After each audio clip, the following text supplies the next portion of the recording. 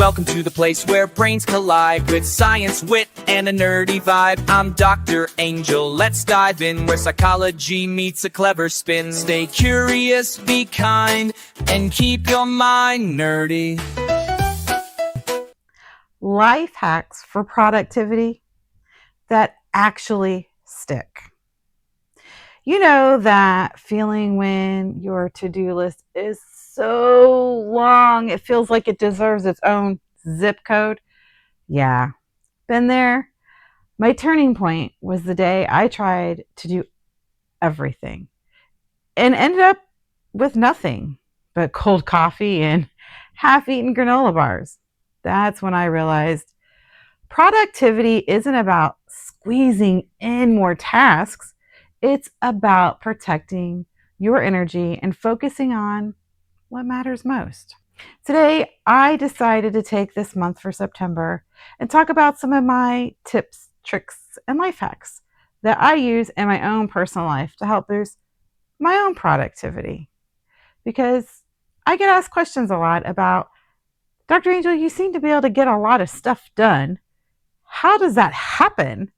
And I started sitting back and thinking, well, what is it that I'm doing and what works, what doesn't work? So what could be some tips and tricks? Because, let's face it, September is kind of like a pre-New Year. School's starting back. We're back into fall schedule. We have this freshness of the fall crisp air in there.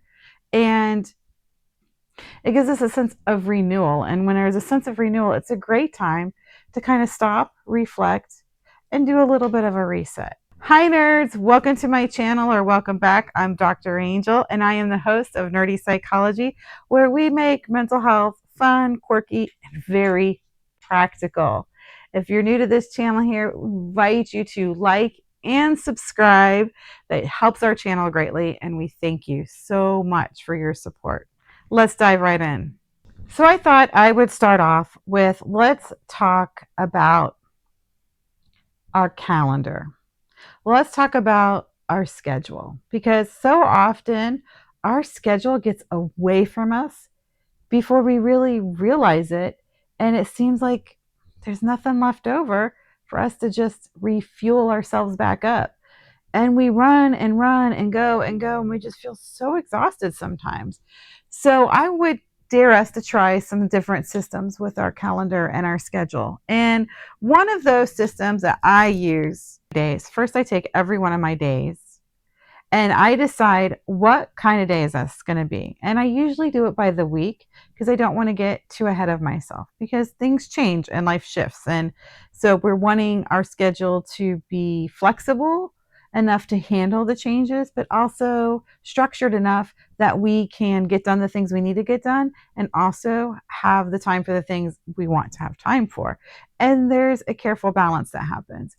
Getting it done or productivity, it doesn't mean being more busy. It means being more intentional with your time, with your efforts, with your energy, and how you lay things up. And so I find I take my calendar for the week, and the first thing I do is decide which days are going to have which types of labels.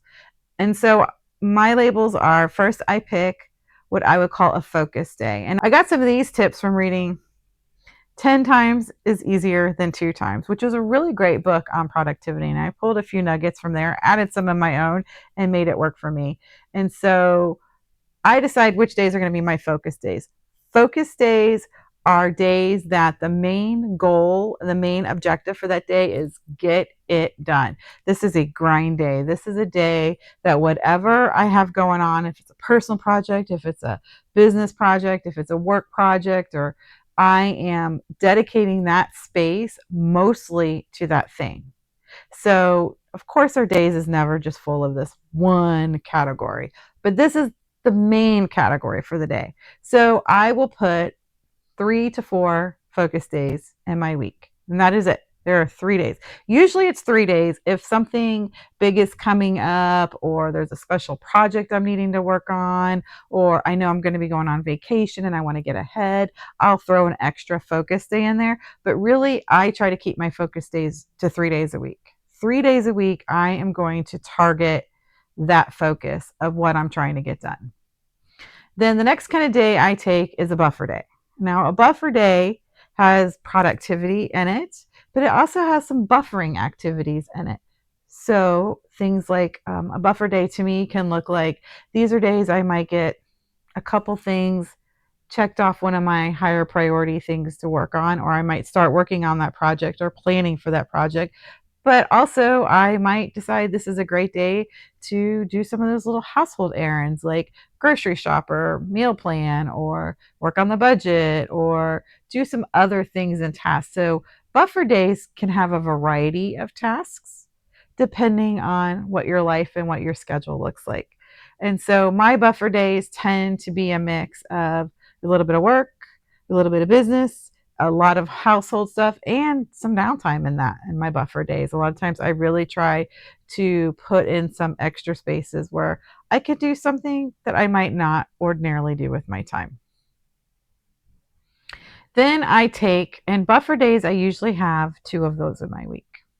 So now that's 5 days we've accounted for. Now there's 2 more days in our week, and I will rotate those on either a rest day. Some days I just dedicate the entire day to rest. My body's been hitting the grind hard, and I know I need a recoup day, and that's a rest day. And a rest day doesn't mean I just lay in bed all day, although it could mean that. It means that I'm not focused on productivity that day. I'm focused on rest. So if that's just spending some time with some friends that fill me up, or taking a drive out in the country, or going sitting at the beach, or laying in my pajamas and binge watching crazy silly movies all day, it's what makes me feel rested and refueled in that moment. And so part of that, knowing how to rest, is also being aware of your own body, your own cues, and what you're needing in the moment. I also will throw in fun days. Fun days happen usually a couple times a month, where it's just a day that the whole goal is just some fun, just some fun. Now, a rest day and a fun day can be mixed together. Like I could have fun while I'm resting at the beach, but not necessarily. And so I gave them their own categories, because some days I just want to have fun, and sometimes I play hard. And I enjoy that. And so I kind of sprinkle those in my where I can sprinkle those in. They're important to me because it's nice to have, again, that fun. That's a refueling. This is what keeps us from burning out. Then I always push in reset. Reset days, reset half days. There's a reset. Every week I have a reset in my week. My reset day is always on Sunday because my week starts on Monday. But your schedule might be different. And if your week starts on a Thursday or another day of the week, you can choose what your reset day is. But for me, it's the end of my Sunday. That is the day I am going to reset all of my things for the next week. It's kind of funny because I think of it in the terms of, I don't know if you've ever seen that movie 50 First Dates, where she forgets everything the next day, and every day they're going through and they're filling back up the shampoo and they're putting the pineapple back in the freezer and they're resetting it like it's that same day over and over and over. And kind of reset day works that way.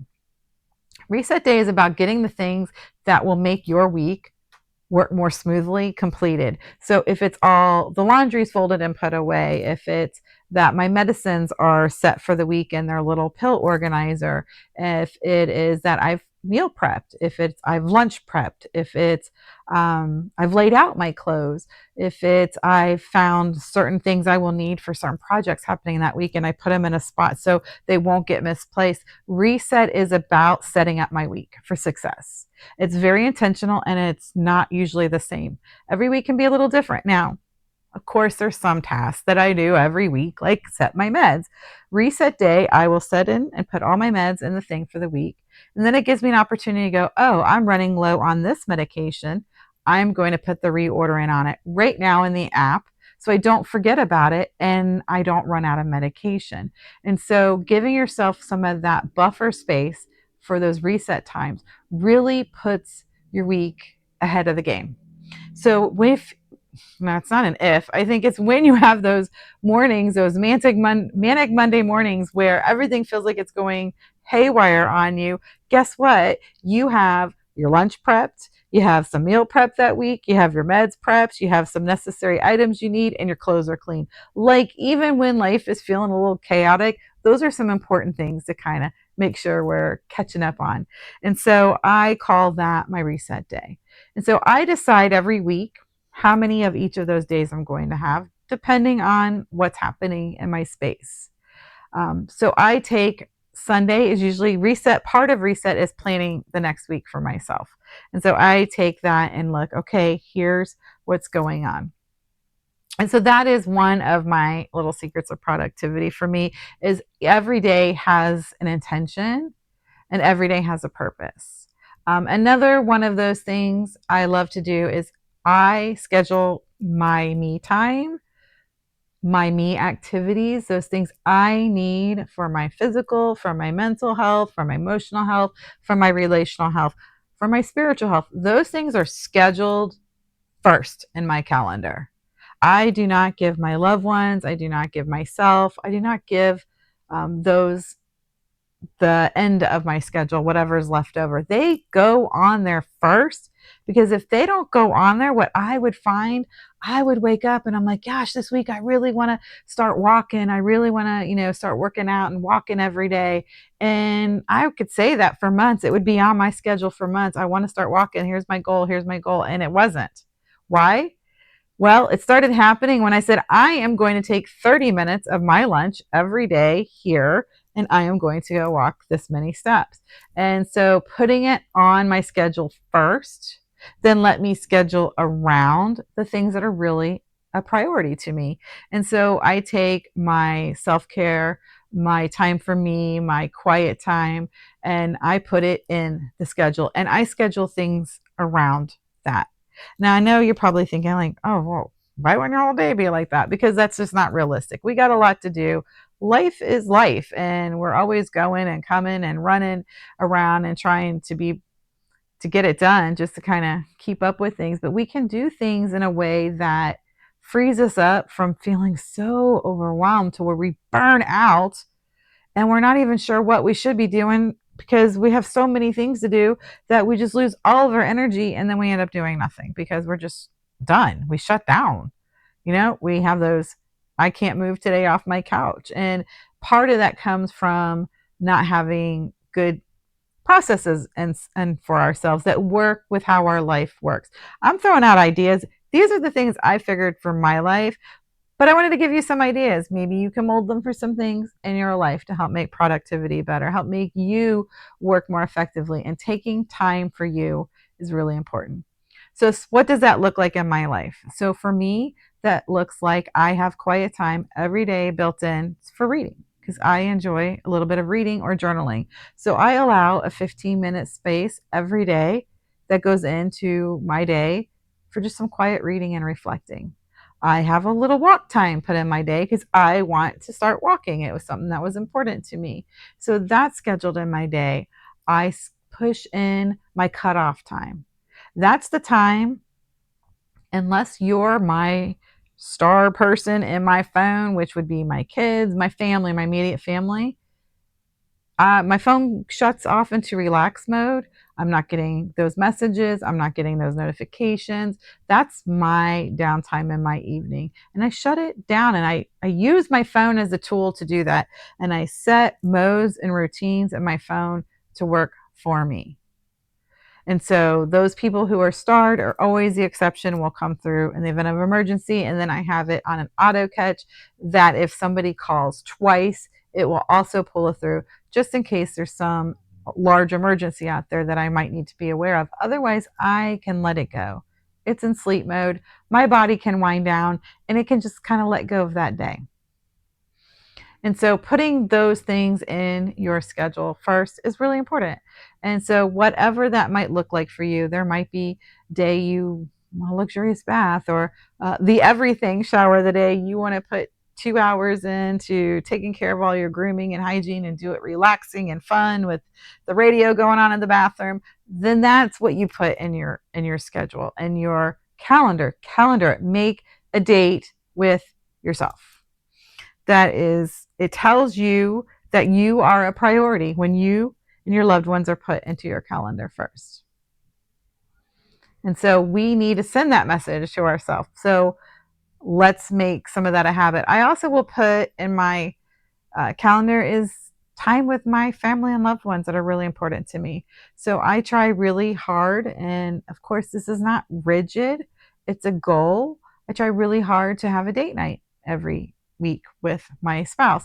And a date night could look like a date lunch. It could look like we're going to meet up at um, a sandwich place and go get a sandwich after work together and just talk about our day. Or it might look like we're going to take a day and we're going to go explore a new place or store or town or a drive or a picnic. Or it might look like we're going to order in and just watch some silly movies we've wanted to see. But it's carved out time for whatever we choose to fill that time with every week. Now, some weeks I have more of that time and some weeks it's less, and that's okay. I try to really look at how to balance that for myself. So I know I have an A week and a B week. So I have one week that's stacked a little more heavy, and then the second week is a little more light, and then they alternate. And so my heavy week may be those lighter things like a quick lunch or a quick dinner or an order in and watch a couple TV shows or just sit and chit chat or play some cards. And the weeks that I have more concentrated times, it could be the whole day that we go and then really enjoy something. But scheduling that in and being intentional. Remember, this is about intentionality. This is not about doing more and being more busy. It's about being intentional with our time. I really want to challenge you to think about how are you scheduling and calendaring things for yourself, because that's where some of this is going to start, in that intentionality of what goes in your calendar. What kind of calendar do you have? Some people love the handwritten old school agenda and planners. Some people are using their cell phones. Some people use other types of calendars, digital planners. What works best for you is what works. There's no rule, there's no rhyme, there's no reason. It's you. Me personally, I am both electronic and paper. So, how I manage that is everything goes in paper, in my paper calendar on Sunday evening. And then for the week, all the tasks, all the goals, all the things I'm trying to do, and how I break down my days. The day breakdown goes into my phone calendar by what type of day: focus day, reset day, buffer day. Those are in the calendar. They're set already. So I know, and they're color coded when that day comes up on my phone calendar, what my day is. If it's a focus day, what is the top one or two things I'm focusing on that day? That's important. If it's a buffer day, do I have, like, is it a grocery shop day? Is it a house cleaning in my buffer day? I just give myself a quick note with some reminders, because I love that my phone can give me an alarm and a reminder and tell me, woo woo, you need to make sure this is happening today. And then some things just become so automatic, they aren't really in either calendar, so to speak. So when I just say reset day, I know exactly what that means, because I set up a reset system that runs weekly, bi-weekly, monthly, quarterly, and annually, so that I can make sure that I am taking care of some of those things that need to be taken care of on a reset thing, and I can let those things go from my brain. And so I'm going to encourage you, first week of September, we're walking into fall. It's a great time before you pick up the pumpkin spice latte, frappuccinos, and all the wonderful things that we have coming at us. Stop and let's just reflect. Like, how is your time working for you? How's your schedule working? And what can you do to tweak a little bit of it so that you might be able to find yourself buying back some time for you or your loved family or your loved ones? So maybe while you're sitting at your son's soccer game or your daughter's dance class, that you can actually look and pay attention and watch, and you're not going through trying to answer all your work emails at that moment. And so that you can be present for what you're present for. I think that was, for me, a really important um, priority, is that I really work to try and be present. So when I'm with a person, I try very hard to be in that shared space with them and not allow distractions to come in while I'm with them as much as possible. Because, of course, like, things happen, but for the most part, I'm really trying to be intentional. And so if I'm giving myself my phone time, then that's my phone time, and that's where my focus is going to go. If I'm going to give myself, I'm going to meet up with a friend and we're going to have lunch or we're going to have coffee, my phone is put in the silent mode so I'm not getting notifications. And so it kind of has that place to let me pay attention to what's happening in the moment. But to me, that was what was important. And that's just why I did it that way. Because I want to make the time I give quality, no matter if it's time to me, if it's time to my family, if it's time to business individuals. Like, I want my time to be intentional. And so I will definitely challenge you that you can get more done with less time in so many ways, and start just thinking of how you're setting up your week. Think of the calendar and what each day may need to have at the top. What's driving your day? What's driving your day? So think about what is not happening in your week that you really want to have happen. And where does your time keep kind of going away from you? Because time is the most precious commodity. Once it's spent, it's gone. We don't get it back. There's no refunds. And so I really want us to take that time and think about, how do we manage it better? How do we manage it more in the way that's true and authentic toward us? And sometimes it's that simplicity that is so meaningful, that has so much value, because our lives have become so complex and so overloaded that something like, I don't know, walking into a town and or walking to our neighbors, like getting fruits and vegetables, making something from scratch, like those things are dying arts in our world. We live on such a go life, and it's time to start thinking about, how do you want to spend your time? What's taking that from you? And I get it. We might have obligations and we might have commitments. And right now, we can't just go, oh, I got all this going on, Dr. Angel. I'm the president of the PTA and I'm doing this at work and I have this going on and I have to get all these things done and they have to be on my calendar. They do now, but also we can think of, how can we reduce some things? How do we maybe change some of those things so that we can buy back some of that time? Because change doesn't happen like that. Change is not instantaneous, at least lasting change. What I'm hoping that your takeaway from this will be today is that you could make little teeny tiny changes that will make huge impact in your life, in your time, and the quality of your life, because our quality is found in our intention. So are you the one that's find yourself doom scrolling for 6 hours on the social media and not maybe doing something you really want to do? Or maybe that is what you're doing. You want to have more time to scroll and look at stuff on there, and you find yourself, doing other things. Like, it's about you and your priority. So I'm not trying to decide what should be a priority for someone or not.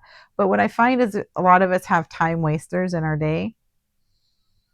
And those are just things that we're putting time into, and we might not really be consciously aware of how much time we're giving it. And we're giving it usually more time than we want to be giving it, which is why we'll call that a time waster. So I'm not meaning that, playing a game on our phone or a video game or a movie or media is wasting time. If that's what you want to be doing, then that's your priority. But if it's not, or it's taking more than you want to invest, then it becomes a time waster.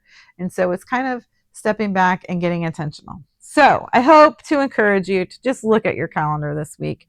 Start looking about how you can set your time with a little bit more intentionality, and buy back some space and buy back some bandwidth, because I have so many amazing tips for you over the course of this month. And I am really excited to be able to share some of those with you so that you can start having that life you really want to have. If you have found this episode to be helpful or informative, please like, please share, please subscribe. Love and thank that you're a part of our nerdy community. And I encourage you, leave a comment below of what is something that you could do to shift one thing in your calendar for this week. What's something you're doing to change your space? Just one little tiny thing. Doesn't have to be big. It just has to be something important to you. If you could buy back time, what would you do with it? And if you're not really sure because you're just so overwhelmed, that might be a good space to start thinking. If you had all this time, what do you really want to be doing with it? Of course, we have to do things we don't want to do, but there's a lot of things that we want to do that we're not doing, but that we could be doing. And so I want to encourage you. I want to thank you for being here, and I will see you guys next week with another set of awesome tips. Until then, be curious, stay kind, and keep your mind nerdy. That's a wrap. See you next week. Stay curious, be kind, and keep your mind nerdy.